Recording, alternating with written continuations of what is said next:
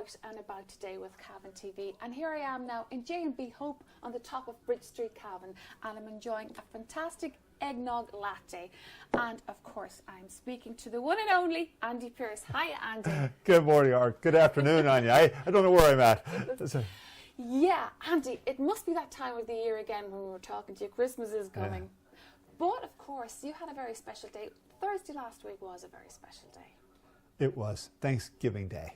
And of course, Thanksgiving Day in the United States is big, if not bigger than Christmas here, because it is that 4-day weekend, right? You know, people travel on, especially 5, because people start traveling on Wednesday. They had in the news this year that 62 million people were traveling in the United States on Wednesday. It's hard to imagine that much migration, but people trying to get home to family, trying to, you know, so they can have Thanksgiving Day with their parents or grandparents and the aunts and uncles and everyone gathering around.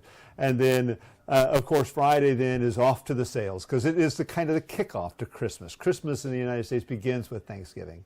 And at Thanksgiving Day, if not Thanksgiving Day, that Friday after is when the Christmas trees would go up, right? And you start hearing the Christmas music in the shopping centers and things like that. And everything is all out and about. And of course, the eggnog lattes and all the other Christmas drinks are flowing right up until Christmas Day. I've always wondered where you know, the very tradition, the beginning of Thanksgiving came from.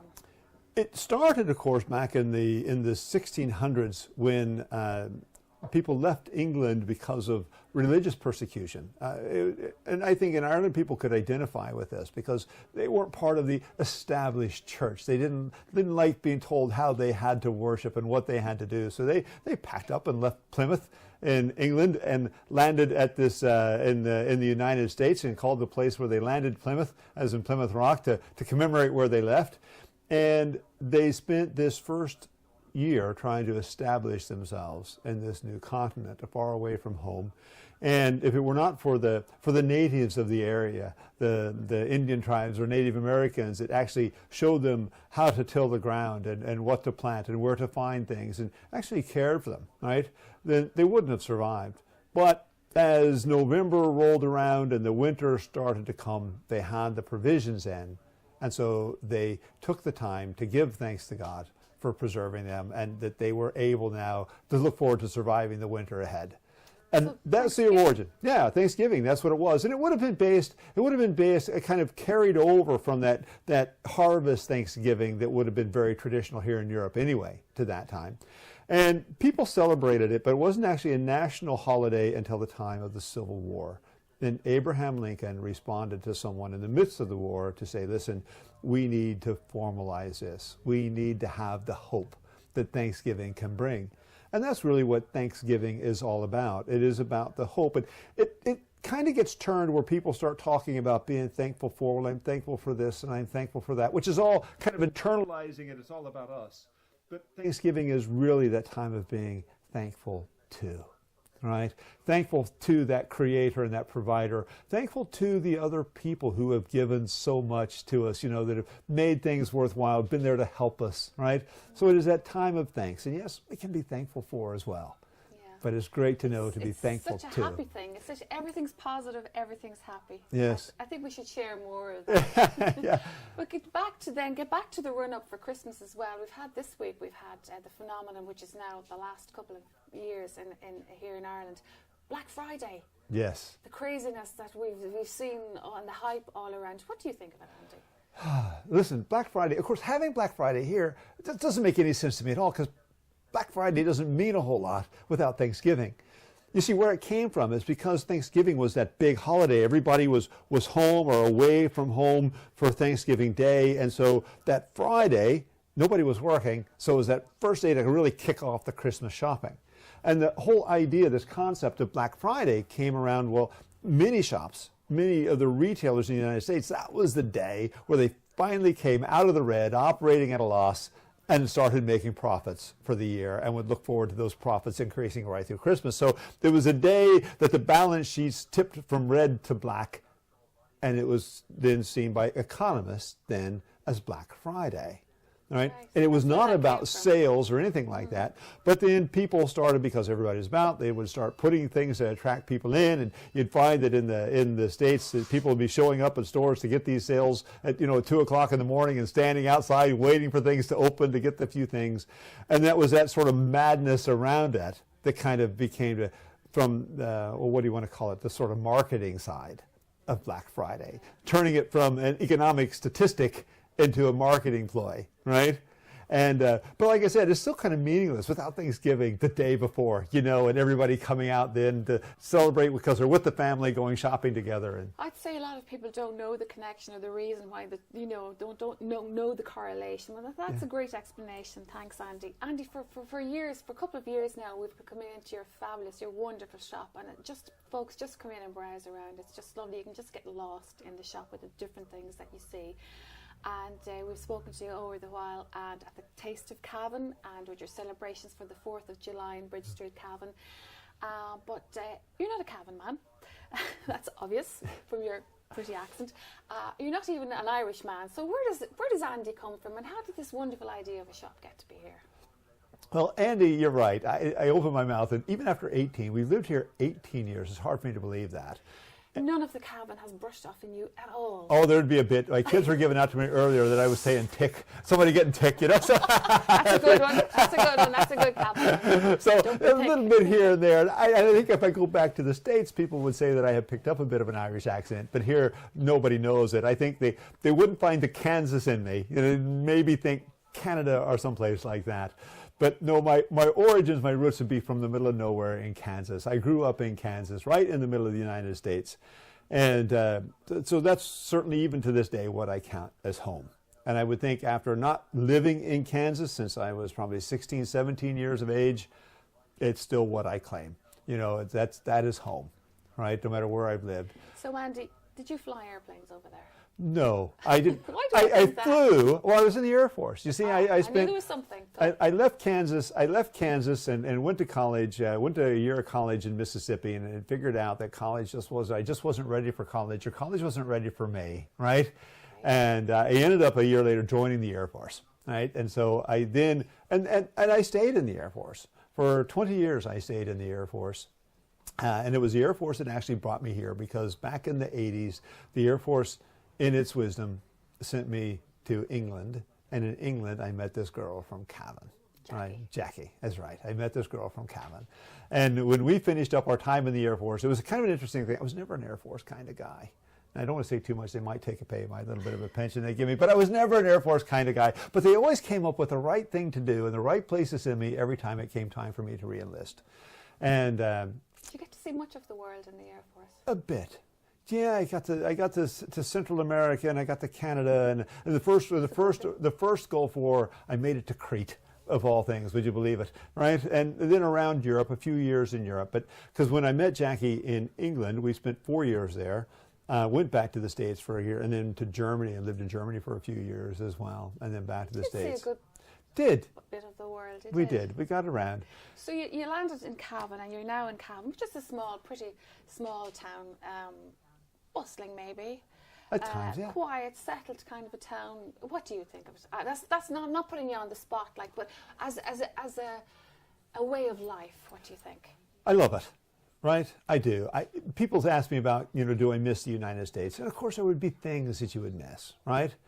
But they say, would you ever think of going back? And the truth is, no. This is home now. This is home now, and that's what people. How do you like Ireland? And my answer to that would be, it's home now. Of course, you're here 18 years now. Yeah. And it's also home to Forrest and Abigail. Yes. And they've grown up here have they been here for 18 years? They have been here for 18 years, yeah, the whole time. They should have good Cavan accents by now. Nope.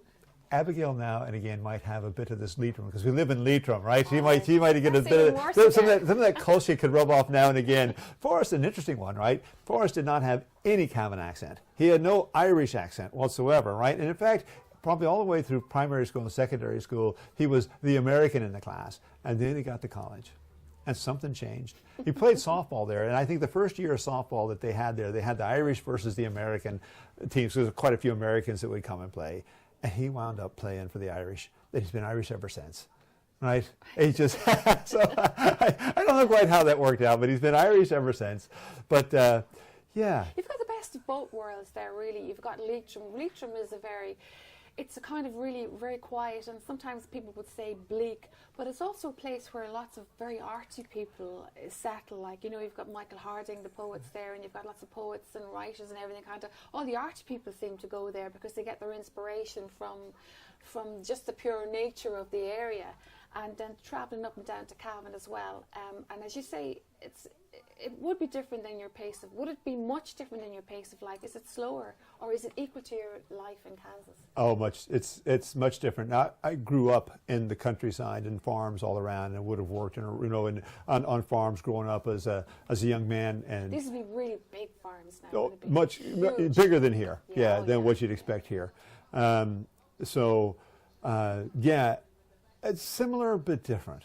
People would often ask me, they say, "Oh, you're from Kansas. What's it like in Kansas?" And of course, when we moved to Leitrim, it was 2001 when we started building our house in Leitrim, and I think we moved into it in September, and we just moved in at the time of 9/11. That's another story. Jackie was in New York for that. But anyway, people say, "Well, what's Kansas like?" And I would tell them, "You know, Kansas is a lot like Leitrim."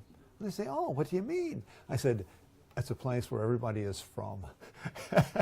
Nobody is going back, you know, because it's very rural, and parts of it in the west can be quite desolate. People a long way away, houses a long way away from each other, right?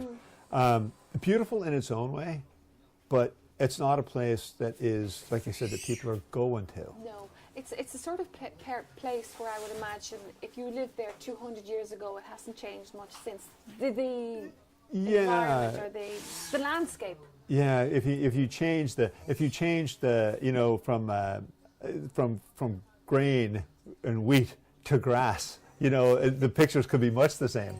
But I would say there's two things worth going to see in Kansas, right? And that certainly is the sky at night, right? Because it's wide open and beautiful, and you can see the stars and so deep into the sky, right? And then a storm coming across the prairie. People think of the tornadoes and the things like that, you know, and the storm chasers and stuff like that. But seeing a storm come across a prairie is amazing. Well, I hope you don't see any of that down in Leitrim. No, not very often. No storms in Leitrim, no big ones anyway. Leitrim is a beautiful place, and our address is actually, it can be either, you know, Killygar, Cavan, right? Or it can be Carrigallen, County Leitrim. So do you live near Killygar House and Lady Kilbracken? Do you know Lady Kilbracken? No, just, she would, I say, over the road from us, right? Yeah. So, and she would come in now and again. Yeah. So, Forrest and Abigail, they're going to settle here. They're going to grow up here. It's hard to know. Abigail, yes, I think so. That's her mind. Forrest, we'll see. Yes, you know, he's been got through college here. He's working here now, right? And he could settle here. But listen, you know, he could go back to the States, and they have their American passports, so they can travel quite freely. So we'll see. And your wonderful shop, Andy. Where did the idea of this fabulous shop? Tell us the background of the shop. The stuff is kind of like non-mechanical, non-electrical. Non-electrical, nothing with a plug, Nothing with a plug. It's the Cavan's Amish-influenced Irish-American general store, and it's based on a general store in Ohio, in the Amish country in Ohio. What year are you talking about? 1930s, 20s? No, 40s, we're 50s? talking today. This general store is one that is again Amish community today, right? The Amish community today in Ohio. And when we first went into this general store, it was back in sort of the early 90s when we visited it. But yet you could go in and you could find that it had... You can hear the coffee beans going there at the moment. You got your little supplies. You bought your little supplies in the store, and that was it. That's it. Yeah, that's grain. Grain. That's grain. That's oats, I suppose. Yeah, that's oat grain being poured. So that's where the idea of that. Yeah, that's right. The oats, we would mill our own oats here, flake our own oats here for customers who'd come in and get. We'd mill their porridge for them. But we do the coffee as well. But we also have the sweets that are in the old jar and stuff like that. It's a wonderland out there, folks. If anybody just come in and have a browse, and Andy will have a chat with Andy or any of the family, and it's just wonderful to come in and see it because it takes you back to that place. It reminds me of old films that I've seen years ago, you know, with the sweets in the jars and things like that. And we want to kind of evoke that a bit, but do people come in here and they would see the Irish-American connection, and they would see the old Irish general stores. The people who owned the building, their family, members of their family had the country store, the general store in Corlissmore, right? And Kieran's, of course. Maria. That's exactly right. Yeah. So, and that store's closed now. It's been closed this year, these years. But we would have a few of the things, even from a Kiernan, some of the old oil lamps and things like that were still about, that they're trying to, that we're able to sell off for them and things like that. Different days, Andy. Those were the days where you come in and you had a tab. Yeah. And you come in and get everything all week and pay for it at the end of the week. Yeah. Things are so different now, isn't it? And we try to be that way. I mean, there are people that, that would come in and would say, well, listen, I want to take this and try it. If it doesn't work, can I bring it back? And the answer is, of course you can, right? We wouldn't want to tell you something that didn't work. There's no point, And so they will. Or someone would come in and they would say, listen, oh, gee, I don't have my wallet. Well, you can pay me tomorrow. That's and a bit they like will. the old times. And that's what we want to be, away from that idea that every penny goes into the till. If something comes up and it's €12 and 20 cents is the way we price it. €12 will do fine. For that. That's a bit like the old days, and we've gone a long way from that, where it's kind of like it's just black and white, yes or no. That's it, and we see a lot of that nowadays in modern Ireland. When we're talking about it, Andy, people are losing their post offices, the credit unions are closing down, a lot of little corner stores or shops, stores you call them, we call them shops, individually owned premises are closing down. The big chains are taking over, Aldi, Lidl, and in a way it's sad, because the service that you say you can offer here, come back tomorrow, we'll sort you out, and if you don't like it, we'll deal with you tomorrow. That's going, but it's great to see somebody like you still has that, or will allow some of that today. Yeah, and we wouldn't want it any other way. Yeah. Sometimes people do come in and they say, well, do you ever feel like you're taken advantage of? And the truth is, no. It's never burned us yet. Not at all. Yeah. Okay, Andy, I think your family wanted to say something about Christmas. Yeah, it is indeed. In the background. You were talking about, just real quick, you were talking about about the towns losing things. Of course, Killashandra, we would go through Killashandra on the way home, and they've lost. First, it was the credit union closed down, and then the bank goes, or maybe the bank first, and then the credit union, and now the post office is gone. Losing and heart. Yes, and it's really has what is it? Just I don't want to say a negative impact, but it can. It just, people look around, they see themselves losing all of these services and losing the heart of the town. But even with that, we had Thanksgiving in Killashandra. We opened up and we had probably close, by the time it was done, 130, 140 people for Thanksgiving dinner on Thursday night. There in Killashandra, all people in this town that's lost all these things still found time to be both thankful for and thankful to. It was great. But it's that time, it's Christmas time, and we would like to send our Christmas greetings out to everybody, and all the family wanted to be part of that, right? Sure. Where's Abigail and Forrest and Jackie? Hello. Hi guys. Here we go. 7 years. It's been almost 7 years now since we opened the shop, and so it's a good opportunity. I'm just going to go around behind to get with all those, right? And I suppose a couple things we'd like to say, and that's thank you to all the people here around Cavan who have made this place our home, because we are very, very thankful to God to be here, and thankful for them and all the good customers that we have. And so with our family and to friends here in Ireland and back in America, I think we'll all say Merry Christmas. You ready? All right. 1, 2, 3. Merry Christmas, everyone.